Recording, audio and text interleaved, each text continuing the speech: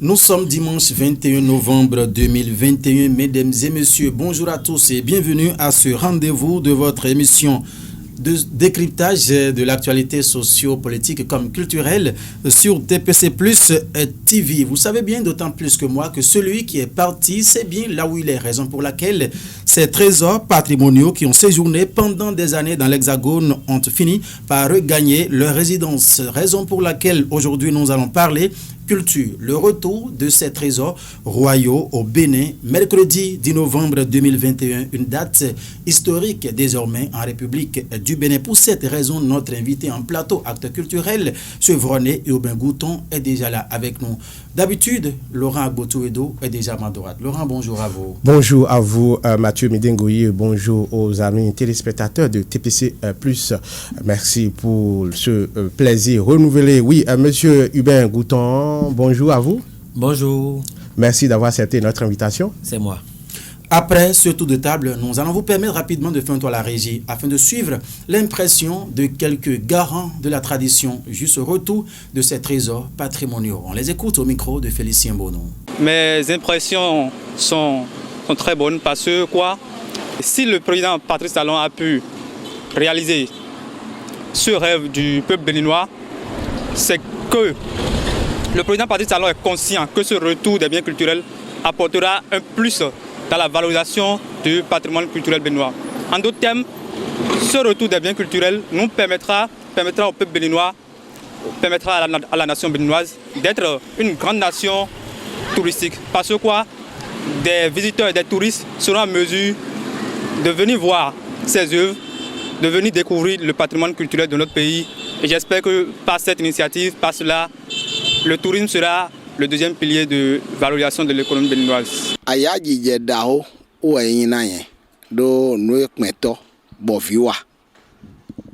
Parce que ça non, ena dento a 5 boji botaito na ancien zoukmen. Togbole ya non lotome mo akpli gbe si okodo afone. Do nde bay azon de wa ne azon jawo ayina benetome. Noue ma jokpon we. Do président de Odou. Ama gande me wo wate. Din mito fogu bomo. Et je dois d'abord remercier le sens patriotisme de notre chef de l'État, le président de la République. Je dois saluer le président de la République parce qu'il a la reconnaissance de la valeur culturelle de notre pays. Tout le monde est quand même en joie. L'acte il a posé l'acte qu'on ne peut jamais oublier de parler dans notre pays. Parce que ce qu'on a déjà ramené, on a déjà disparaître depuis longtemps et que c'est maintenant que lui est arrivé au pouvoir, il a pu réussir à mêler tous ces objets. Normalement, on devait vraiment le décorer. Il a besoin de décoration très forte. Mes propos vont blesser certaines personnes. Si je vais vous le dire, c'est pourquoi je l'ai précisé avant de le dire. Si nous allons dire qu'on a trouvé un président depuis l'avènement de l'indépendance, c'est le vrai Béninois, qui est Patrice Guillaume Athanase Talon. C'est le vrai Béninois.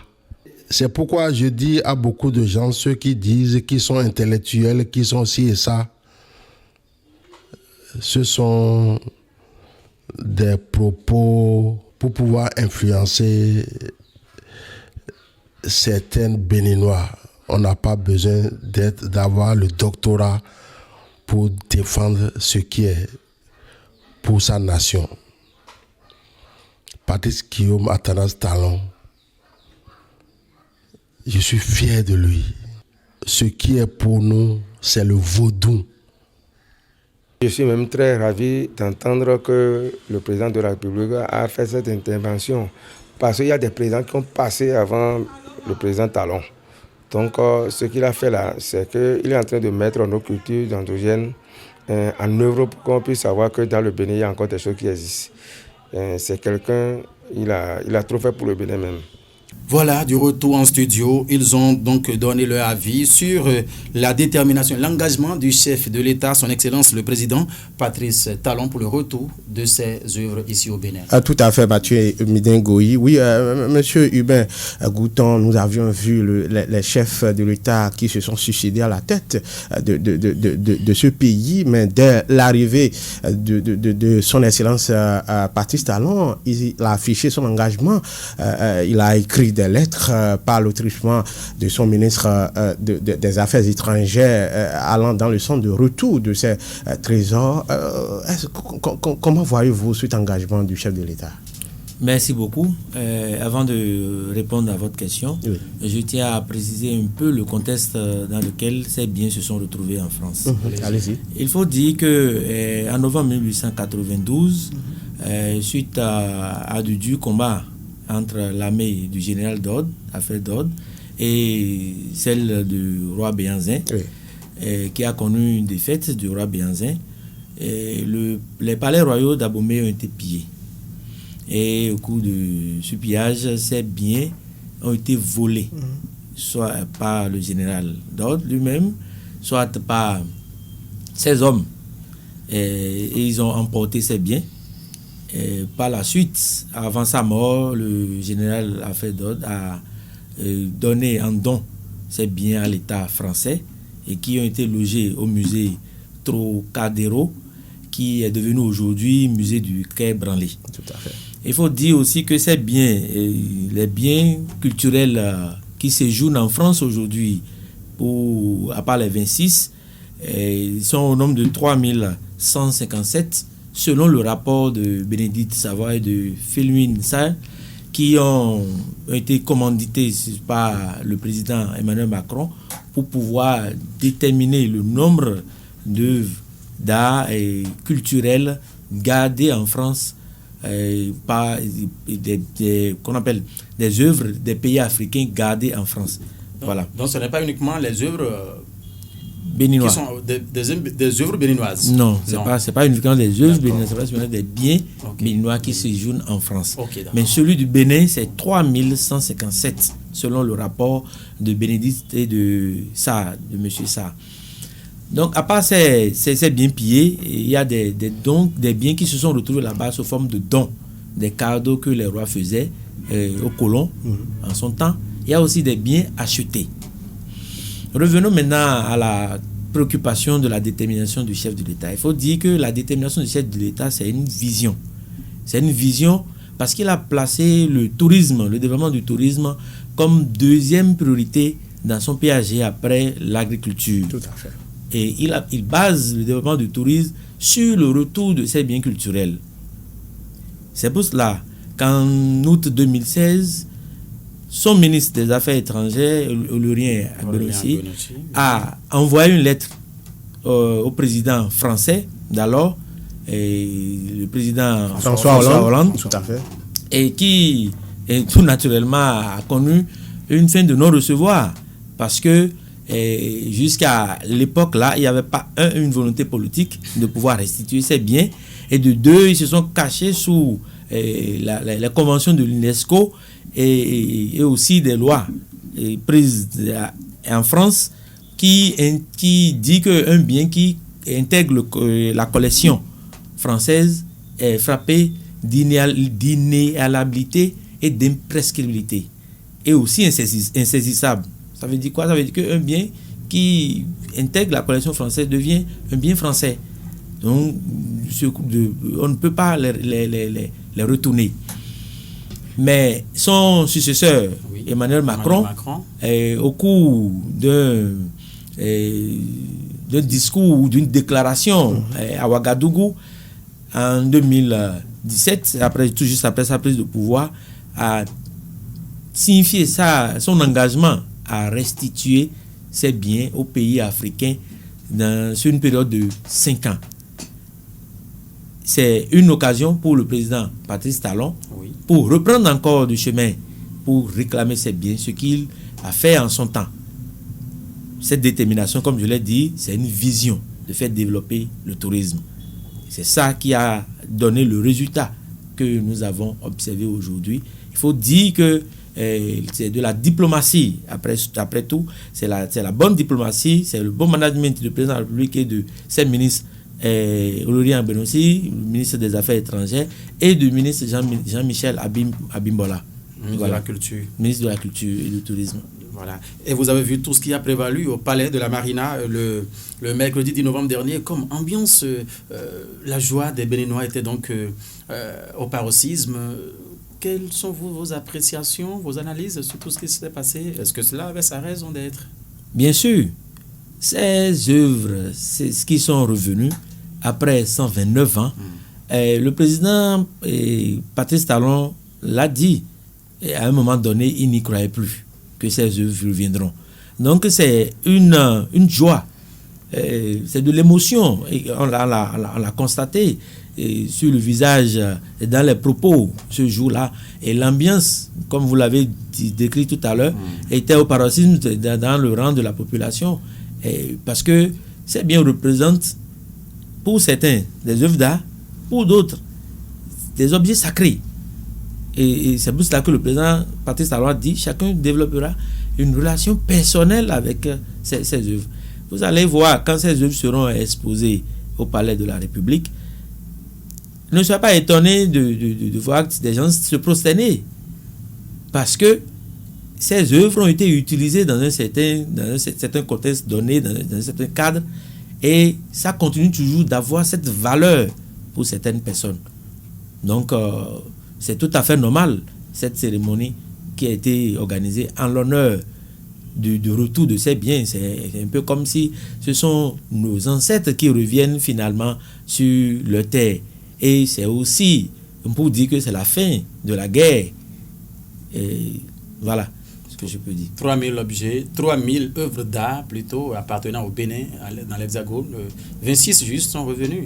Il y a eu cette affluence, cette apothéose. Dès que les autres reviendront, bien comment comptez-vous que cela peut se passer, vous autres? Bien sûr, ça sera cette ambiance qui c'est pour dire nous voulons les autres biens qui sont toujours à votre niveau.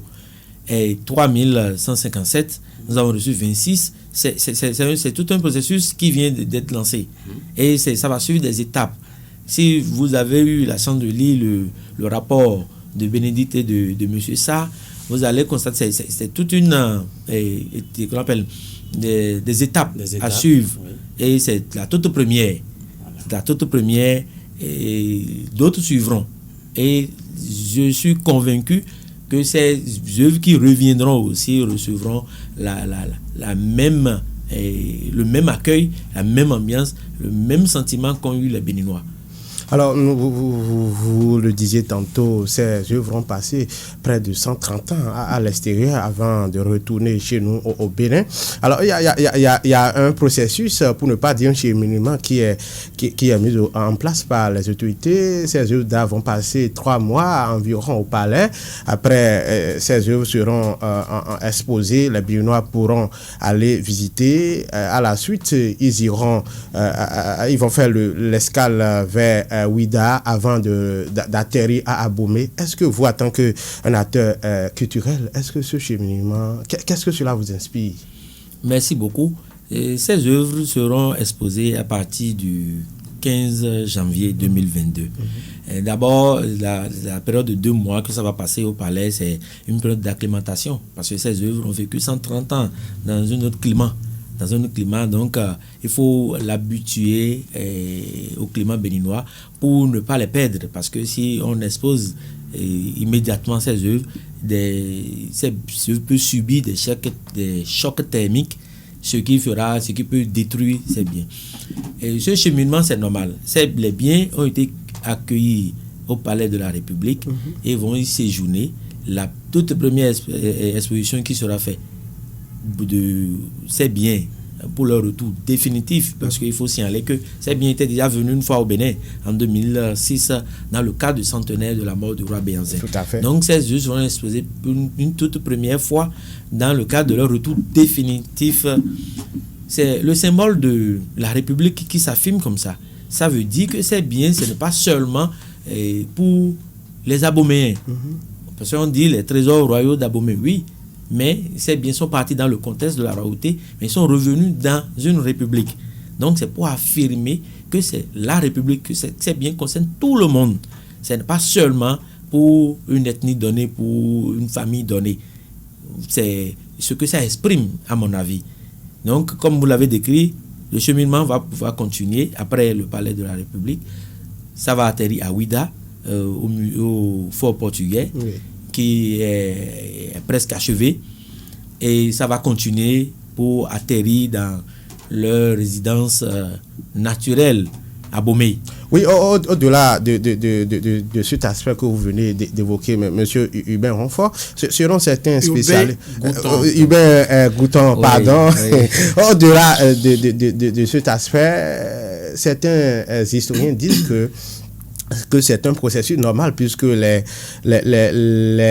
brades valides, nos esclaves partaient d'Abomey et séjournaient à Ouida avant le point focal qui est à Cotonou. Donc c'est juste pour retracer cette histoire selon certains historiens. Bien sûr, c'est aussi pour retracer l'histoire de l'esclavage. C'est pour ça que ça va quitter Cotonou, ça ira à Ouida et pour retourner à Abomey finalement. C'est aussi ça. Mais c'est aussi ce que je vous ai dit, c'est pour affirmer que ces biens sont désormais des biens nationaux. Ce n'est pas seulement pour un clan donné. Puisque d'autres personnes peuvent dire, mais on parle des trésors royaux d'Abomey, mais qu'est-ce qui me concerne dedans? Vous voyez le ministre Jean-Michel Abimbola est de Kétou, il est Nango, il peut dire mais qu'est-ce qui le concerne? C'est bien, non, ça concerne tout, c'est notre histoire, puisqu'on ne peut pas quand on parle du Bénin, c'est le Dahomey qui est devenu le Bénin. Donc l'histoire du Bénin est liée à l'histoire du Dahomey, comme l'histoire de beaucoup de royaumes du territoire. Oui, monsieur Ronfort, rapidement, la question qu'on se pose, c'est comment garder ces trésors-là, puisque le problème auquel la plupart de nos palais sont confrontés, c'est les incendies. Plusieurs fois, le palais d'Abomey, nous avions connu des incendies là. Est-ce que ce problème serait réglé? Parce que ça fait partie des craintes de la partie française. Merci beaucoup. Ce que vous venez de dire a servi pendant plusieurs années comme argument aussi pour ne pas restituer les biens aux pays africains, parce qu'ils estiment que les pays africains n'ont pas encore la main d'œuvre, le personnel qualifié pour pouvoir le faire. Je pense que ce débat est déjà du passé, parce que l'école du patrimoine africain, depuis 23 ans, s'investit à former le personnel pour pouvoir gérer ces musées-là. Et depuis 3 ans, il a ouvert du moins une licence en gestion de patrimoine culturel, une licence professionnelle en gestion de patrimoine culturel pour permettre aux pays africains, les nouveaux bacheliers surtout, de bénéficier de cette formation pour pouvoir garder, pour pouvoir entretenir, pour pouvoir conserver et valoriser ces biens. Donc, en ce qui concerne les incendies, vous savez, le musée le site des palais royaux d'Abomey constitue, c'est-à-dire c'est un bien inscrit déjà sur la liste du patrimoine mondial de l'UNESCO. Donc, il y a des modifications qui ne pourront pas être faites fondamentalement. Sinon, ce site va perdre son authenticité et son intégrité et pourrait être déclassé de la liste du patrimoine mondial. C'est pour cela que le gouvernement a eu l'idée de construire un musée, le musée de l'épopée des Amazones et des rois d'Abomey.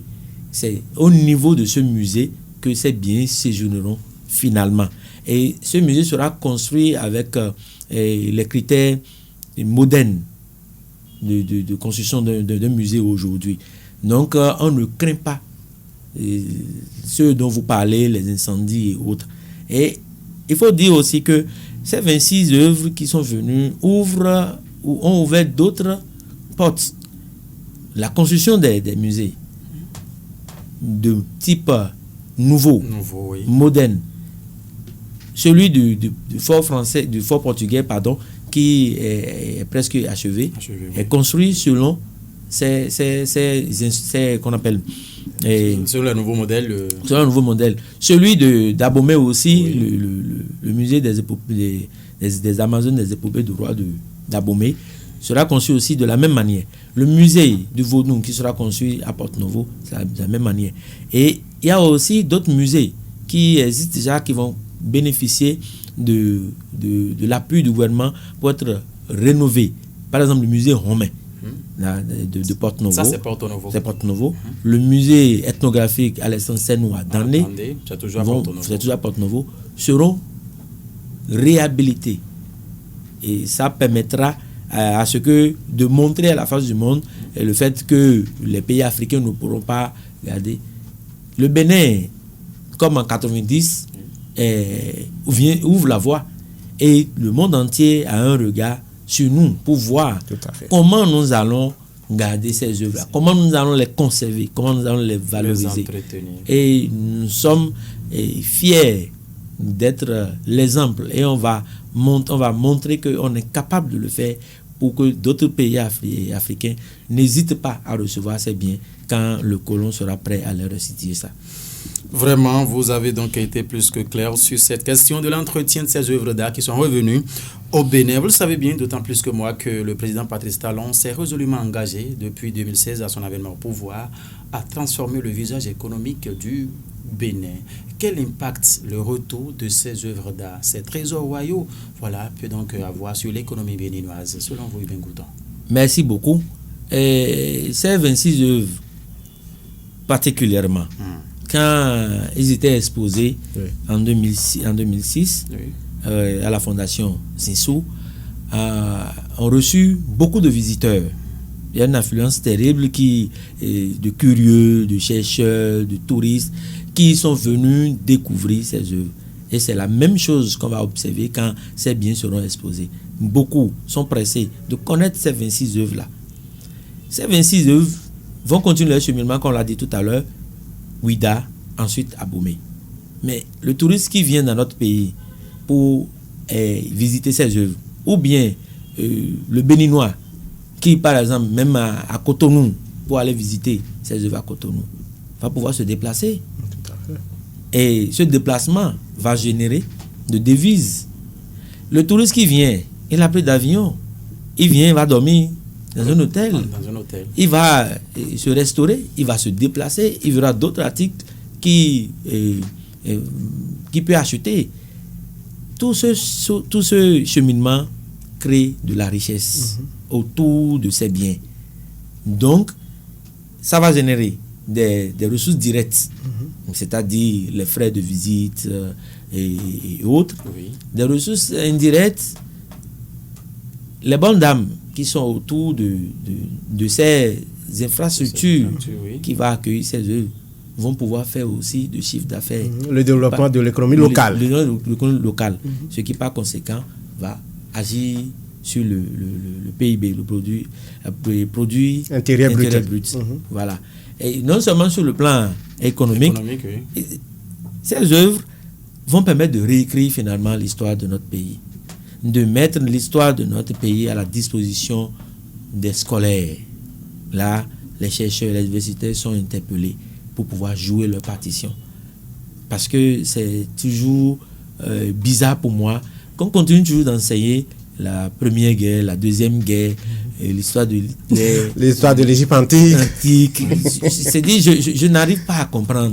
Nous avons aussi une histoire. Tout à fait. Et en parlant de ces biens, on sera obligé de dire l'histoire du Bénin aux élèves, aux étudiants qui vont à leur tour développer une passion, un amour pour la chose culturelle, pour pouvoir, commencer par pratiquer du tourisme.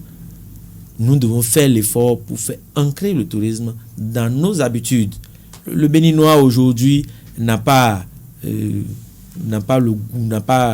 réflexe d'aller dans les musées pour visiter les biens. C'est pas de sa faute, c'est l'éducation qu'il a reçue de l'école, de ses parents, qui me fait que rejaillit. L'arrivée de ces biens, c'est un début sur beaucoup de terrains. Voilà, vous savez, certaines langues le disent déjà, la date du 10 novembre doit être une date exceptionnelle décrétée au Bénin. Donc, il y a des propositions, des interprétations qui fusent de tout. Dites-nous, Hubin Gouton, que pensez-vous de cette date? Est-ce qu'il faut le décréter, date désormais à célébrer, comme le disent certaines langues? Bon, moi, à mon avis personnel, oui. Moi, je pense que nous n'allons pas nous attarder sur cette date. Cette date est déjà du passé. Et je vois le regard des gens. Nous avons trop aussi les fêtes dans notre pays. Et on va commencer par dire maintenant il faut chômer aussi le 10 novembre. Non, mettons-nous au travail. Cette date doit être une date de début de beaucoup de choses.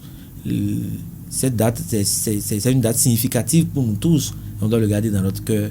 Et garder dans notre tête que nous devons tout faire pour pouvoir faire connaître notre histoire, développer le tourisme, faire du Bénin le carrefour touristique de l'Afrique.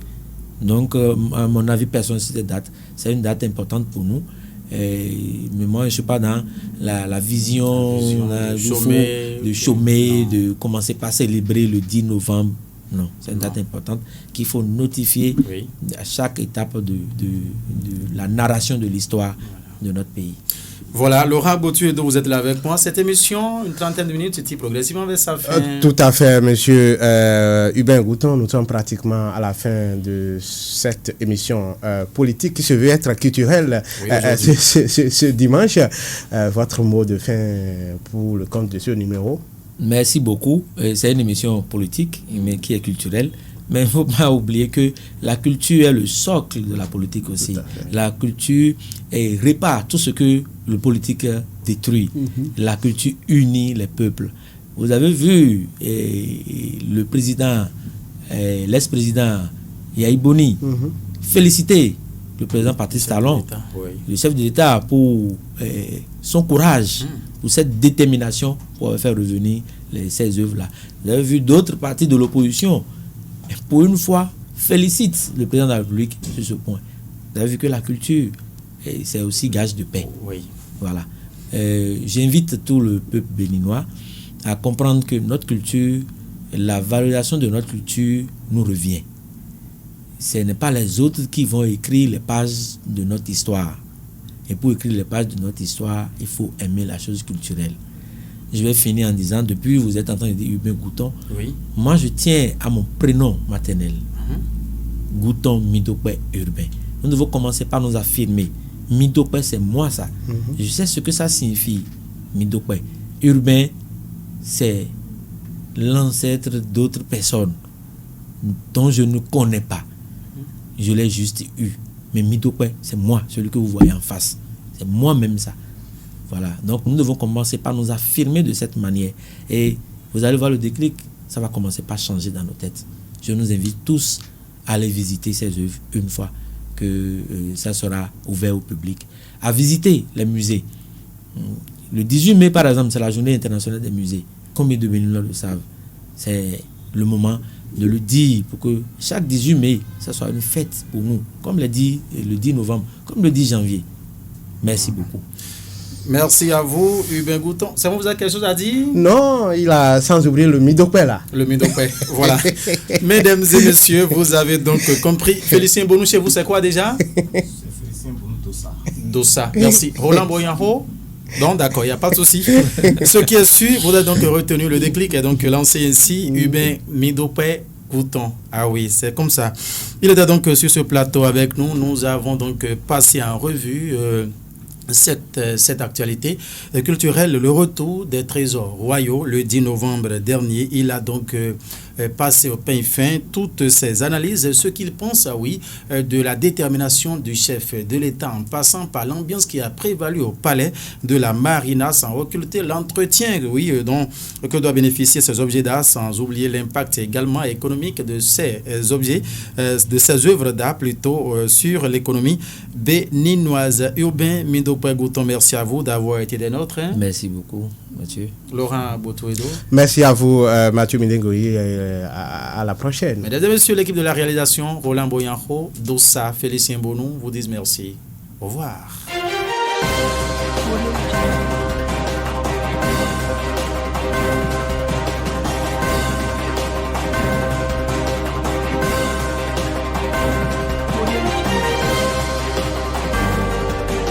Thank you.